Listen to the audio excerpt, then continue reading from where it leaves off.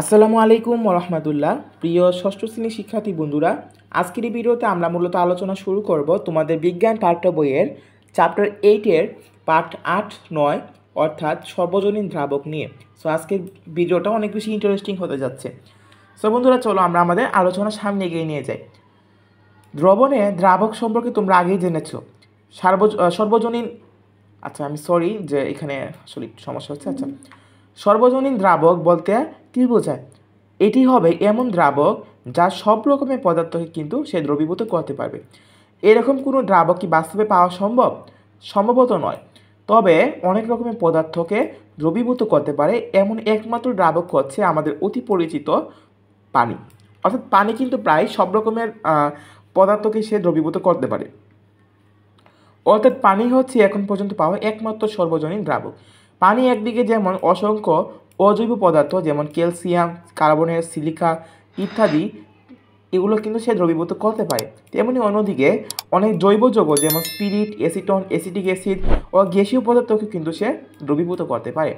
হাতের কাছে পাওয়া যায় এমন নানা রকম জৈব ও অজৈব পদার্থ নিয়ে তোমরা পানিতে এদের দ্রবণীয়তা পরীক্ষা করে দেখতে পারো। সমসত্ব মিশ্রণ প্রস্তুত এবং পৃথকীকরণ।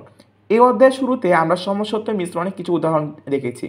এখন দেখব কিভাবে এই সকল মিশ্রণ প্রস্তুত ও তাদের উপাদানসমূহকে পৃথক করা যায়। সমসত্ব মিশ্রণ কি? এই যে আমরা যে পড়েছিলাম চিনির মিশ্রণ, লবণের মিশ্রণ, যেগুলো আমরা আলাদা করতে পারি না, সেটাই হচ্ছে সমসত্ব মিশ্রণ। এখানে কাজ রয়েছে একটা সমসত্ব মিশ্রণ প্রস্তুতকরণ। একটি বিকার নিবা, চামচ নিবা, নাড়ানি নিবা, গ্লুকোজ নিবা ও পানি নিবা। পদ্ধতি হিসেবে রয়েছে বিকারটিতে ভালো করে পরিষ্কার করে তাতে 200 মিলিলিটার বা ভিন্ন পরিমাণও নেওয়া যেতে পারে পানি, কিন্তু তোমরা মাপচুং দিয়ে মেপে নিবা। এবার 4-5 চামচ গ্লুকোজ বিকারে পানিতে যোগ করে ভালোভাবে নাড়া দাও। গ্লুকোজ ও পানির মিশ্রণটি সমসত্ব হয়েছে কিনা পরীক্ষা করে দেখা যাক। পুরো মিশ্রণটি সমান 4 ভাগে ভাগ করো। প্রতিটি ওয়াচ গ্লাসে আলাদা আলাদা ভর মেপে নাও ও লিখে রাখো। এবার প্রতিটি ওয়াচ গ্লাস শ্রীপতি স্ট্যান্ডের উপর রাখা তার জালির উপর বসিয়ে স্পিরিট ল্যাম্পের সাহায্যে তাপ দিয়ে পানি পুরোপুরি শুকিয়ে ফেলো। ওয়াচ গ্লাসগুলো ঠান্ডা করে প্রতিটি ভর মেপে নাও। প্রতিটি ওয়াচ গ্লাসে পরের ভর ও আগের ভরের পার্থক্য থেকে প্রাপ্ত গ্লুকোজের ভর হিসেব করে নাও। গ্লুকোজের কণাগুলো আর দেখতে পাচ্ছ কি? না, মুঠেও না, কারণ গ্লুকোজের দানাগুলো কিন্তু সম্পূর্ণরূপে পানিতে দ্রবীভূত হয়ে গেছে। এবার দেখো তোমার প্রতিটি পাত্র সমান পরিমাণ গ্লুকোজ পেয়েছো কি? হ্যাঁ, প্রতিটি পাত্রে পাওয়া গ্লুকোজের পরিমাণ সমান। অতএব বলা যায় যে পানি ও গ্লুকোজের মিশ্রণটি ছিল সমসত্ব মিশ্রণ। তা না হলে কোনো ভাগে গ্লুকোজ বেশি আর কোনো ভাগে গ্লুকোজ কিন্তু কম পাওয়া যেত। যে প্রক্রিয়ায় তাপ দিয়ে পানি শুকিয়ে ফেললে তার নাম কি জানো? এটাকে কিন্তু বলা হয় বাষ্পীভবন।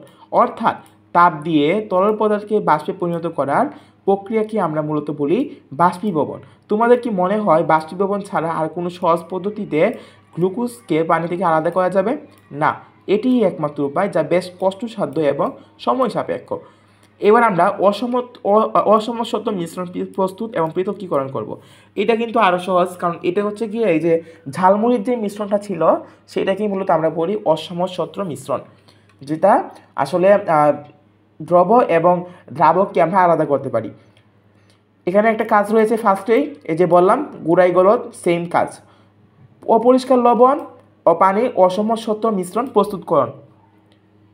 প্রয়োজনীয় উপকরণ: একটি বিকার বা কাঁচের গ্লাস, চামচ, নাড়ানি ও পরিষ্কার লবণ ও পানি। বিকার বা কাঁচের গ্লাসটি ভালো করে পরিষ্কার করে তাতে 200 মিলিলিটার বা ভিন্ন পরিমাণও নেওয়া যেতে পারে, এরকম মাপে তোমরা পানি নিবা। এবার 1-2 চামচ অপরিষ্কার লবণ বিকারের পানিতে যোগ করে ভালোভাবে নাড়া দাও। মিশ্রণটিকে কিছুক্ষণ রেখে দাও। কি দেখতে পাচ্ছ? লবণের কণাগুলো পানিতে দ্রবীভূত হয়ে গেছে আর ময়লার বাড়ি কণাগুলো বিকারের তলায় জমতে শুরু করেছে। অন্যদিকে হালকা ও ক্ষুদ্র ক্ষুদ্র ময়লার কণাগুলো পানিতে ভাসমান অবস্থায় রয়েছে। ময়লার কণাগুলো পানিতে সুষমভাবে বিন্যস্ত হচ্ছে না, অর্থাৎ এটি নিশ্চিত যে মিশ্রণটি লবণ, পানি, ময়লার একটি অসমসত্ব মিশ্রণ। ময়লার কণাগুলো যে সুষমভাবে বিন্যস্ত সেটি কিভাবে আমরা পরীক্ষা করে প্রমাণ করতে পারি? দেখো, আগের কাজের মতো সমান কয়েক ভাগে ভাগ করে প্রতিটি ভাগ থেকে পানি পুরোপুরি বাষ্পায়িত করে প্রতি ভাগে অবশিষ্ট বস্তুর ভর পরিমাপ করলে কিন্তু আমরা দেখতে পাবো যে এক এক ভাগে এক এক পরিমাণ বস্তু রয়েছে।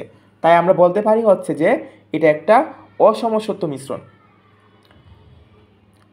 বলতো এই মিশ্রণ থেকে আমরা কি কোনোভাবে অদ্রবণীয় ময়লা কণা দূর করতে পারি?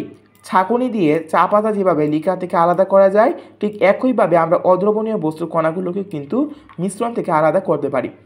এবার দেখে নাও কীভাবে ফিল্টার কাগজ দিয়ে ময়লার কণাগুলোকে লবণ থেকে পানি আলাদা করে পরিষ্কার লবণ পাওয়া যায়। অপরিষ্কার লবণ হতে পরিষ্কার লবণ প্রস্তুত করো। অপরিষ্কার লবণে অসমসত্ব মিশ্রণ, নাড়ানি, ত্রিপদী স্ট্যান্ড, তার জালি, এছাড়া আমাদের আরও কিছু জিনিস লাগবে। দেখো এখানে ফিল্টার কাগজ, তারপর হচ্ছে রিংযুক্ত স্ট্যান্ড ও পানি। একটি ফিল্টার কাগজ নিয়ে প্রথমে সমান 4 ভাগে ভাগ করো। এরপর চিত্রের মতো করে একদিকে 3 বাস এবং অন্যদিকে 1 বাস রেখে দিয়ে ফানেলের ভিতর বসিয়ে দাও। ফিল্টার কাগজটি পরিষ্কার পানি দিয়ে অল্প অল্প করে ভিজিয়ে নাও যাতে একটি সরে না যায়। ফানেলটি চিত্র অনুযায়ী স্ট্যান্ডের সাথে যুক্ত করে রিংয়ের উপর বসাও। ফানেলের নিচে একটি বিকার রাখো। অতঃপর আগের কাজের অপরিষ্কার লবণে অসমসত্ব মিশ্রণটি ফিল্টারের পেপারের উপর আস্তে আস্তে ঢেলে দাও। যতক্ষণ পর্যন্ত ফানেল থেকে পরিষ্কার পানি পড়া শেষ না হয় ততক্ষণ পর্যন্ত অপেক্ষা করো। এবার পরিষ্কার লবণ পানি বিকারটিতে থ্রিপলি স্ট্যান্ডের উপর রেখে তার জালির উপর বসিয়ে আমরা যদি স্পিরিট ল্যাম্পের সাহায্যে তাপ দিয়ে সম্পূর্ণ পানি শুকিয়ে ফেলি তাহলে কিন্তু আমরা লবণের দ্রবণ পেয়ে যাচ্ছি। সো এখানে এটাই বলেছে যে মিশ্রণটি ফানেলে ঢালার পর কী ঘটলো। মাটির কণাযুক্ত কণামুক্ত পরিষ্কার লবণ পানি ধীরে ধীরে ফিল্টার কাগজের মধ্য দিয়ে নিচে রাখা বিকারের জমা হলো আর মাটির কণাগুলো ফিল্টার কাগজের উপর আটকে রইল। মাটির কণাগুলোর ফিল্টার কাগজ দিয়ে মাটি ও পানির মিশ্রণ থেকে আলাদা করার এই প্রক্রিয়ার নামই হচ্ছে পরিস্রাবণ। অর্থাৎ পরিস্রাবণ হচ্ছে এমন একটি প্রক্রিয়া যার মাধ্যমে তরল ও কঠিন পদার্থের মিশ্রণ থেকে কঠিন পদার্থকে আলাদা করা যায়। বিকারের পানি পুরোপুরি শুকিয়ে যাওয়ার পর তোমরা কি পেলে? সাদা ধবধবে ও পরিষ্কার লবণের স্তর পেয়েছ, কারণ শুরুতে নেওয়া ময়লাযুক্ত লবণ থেকে সকল ময়লা ফিল্টার কাগজ দিয়ে আমরা পরিস্রাবণের মাধ্যমে সম্পূর্ণরূপে দূর করে ফেলেছি।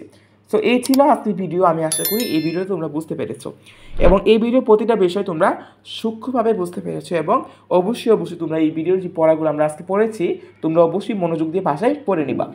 সো আজকের মতো ভিডিও আমরা এখানে শেষ করব।